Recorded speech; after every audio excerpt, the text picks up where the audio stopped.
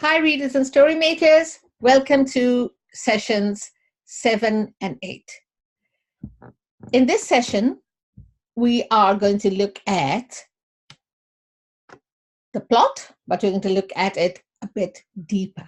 Your first activity, which is an everyone's activity, both for readers and Storymakers, we are dealing with the language of the discipline because we're looking at new words. So this is kind of a revision of the 6 elements of plot, because now we're going to look at another element. We've looked at orientation. Now we're going to look at conflict. Okay, here's a screenshot to show you the 6 elements in case you get confused. So we've done exposition or orientation. Now we're looking at conflict. So for week 7 and 8, we will be looking at conflict. So what is conflict in a story? Here is a very, very simple poster that tells you that conflict is the dramatic struggle between 2 forces in a story.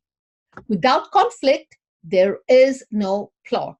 Every good story must have a conflict or a struggle or a power fight of some sort of opposite interests clashing, okay? Historically, we've seen it. In modern days, we've seen it. In cartoons, we've seen it. In stories, in movies, everywhere, even in real life. Conflict is what causes progress. Okay, that's what some philosophers believe. All right. So your first activity is a read, watch, and think only activity to just sink your teeth into the deeper significance of conflict. Okay, easy peasy to do. Your second activity for both readers and Storymakers, again, we're looking at conflict with a little bit more detail. For this one, you are going to create a blog post. Okay? In this blog post, you're going to write about one conflict that you have either read about or have written about. In your post, you will say which story the conflict is from. It can be a very well-known story. It can be a story you have written. Who the conflict is between. Is it between 2 people? Is it between one person and another character who's not human? Have a think. Why you chose to write about this particular conflict? Is it your favorite for some particular reason? Now, if you want us to look deeper into the story or that part of the story, if you have a link, you can post that link on the blog, or you can, you can just let us know if we can go and look at it online somewhere. Okay, so that's everyone's activity too. Now, readers, these are reader activities for all readers. Okay. First of all, is a reminder that you are readers. So you read, and read some more. Just when you think you couldn't read anymore, read some more, which I guess you guys already do. All right. We're looking at the language of the discipline, readers. In your first activity, again, you have a read, watch, and think only activity. You don't need a blog post for this.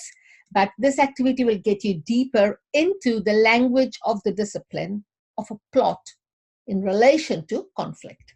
Okay, so we're going to look at different types of conflict. And here is a video for you to watch that explains with graphics very, very well the different kinds of conflict. All right. So you're going to watch that and really watch that as many times as you want. As you're watching, you can reflect on stories you know about and say, hey, does it fall into this category? Was it this kind of a conflict, that kind of a conflict? Okay, it's your own thing to do in your mind. Your activity 2 is going into the details, into the types of conflict. Now, as you can see, here is a poster about the 4 basic types of conflict. You can have subgroups within them, but the 4 basic is character versus character, characters versus nature, natural forces, character versus society as a whole, rules, regulations, can do, cannot do, expectations of family, etc.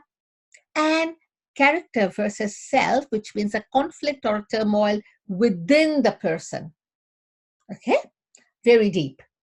Okay, what do you have to do? You create one blog post. Look at the examples of conflict in the following excerpts from stories. So you've got some examples. Okay.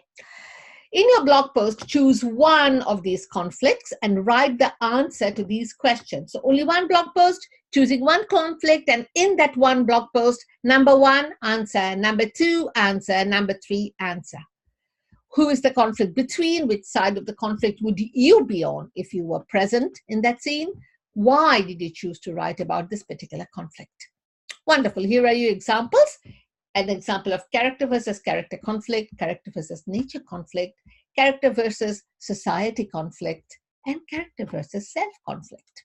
All examples from well-known texts. Fantastic. Readers, here's your activity 3. Now, this is for younger readers, but anybody can do it, really. We are looking a little bit into the Kaplan's tool of ethics, which is right or wrong, black and white. And here is a video clip from a very famous, very well-known story scene in Lion King when Simba confronts, the villain of the story, his uncle, for all the wrongdoings. So very intense.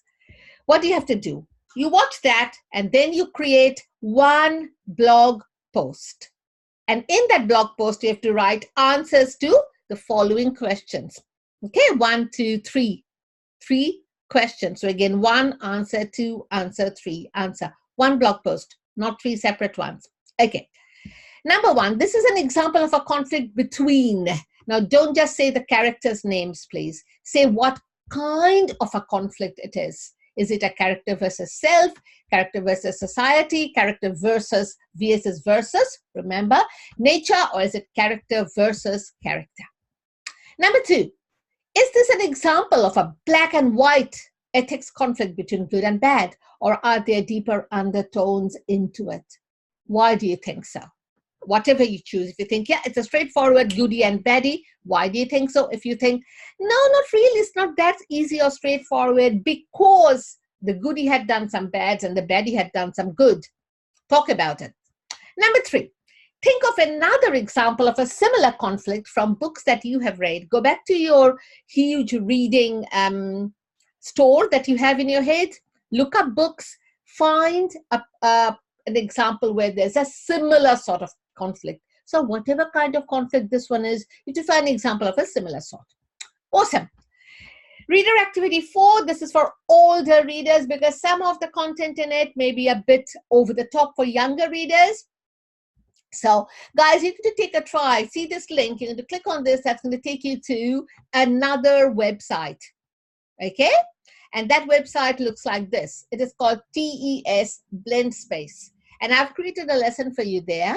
Now, you don't have to sign into this website to access the lesson, or at least I think you don't have to, but we will try it out when we meet on Monday. So what you do is you create a blog post. So you have to have 2 tabs open on your computer. One tab will have your alternate blog post. The other tab will have your TES Blend Space activity. The questions that you have to answer are all given in this one that says document. And then you have to watch 1, 2, 3, 4, 5 videos. And under each video, it says like, what kind of conflict is it showing? And you come back to your blog post, you write down the answers. Have a try, okay? And if you run into problems and the activity doesn't work, please send me a message on WebSpace and on Alternet, and I'll see what I can do.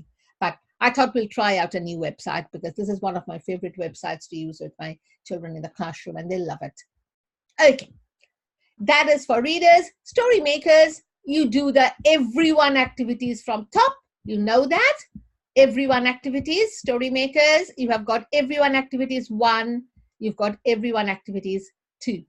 Remember to do those. Then you come straight down to Storymakers. Now, a reminder to all Storymakers to write, and write some more.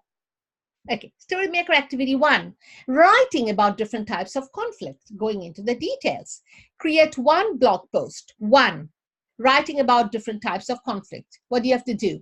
You choose any 2 kinds from the 1, 2, 3, 4 kinds of conflict here. Choose 2. Okay? Then create situations and characters that are in conflict. Show the conflict through the words you write.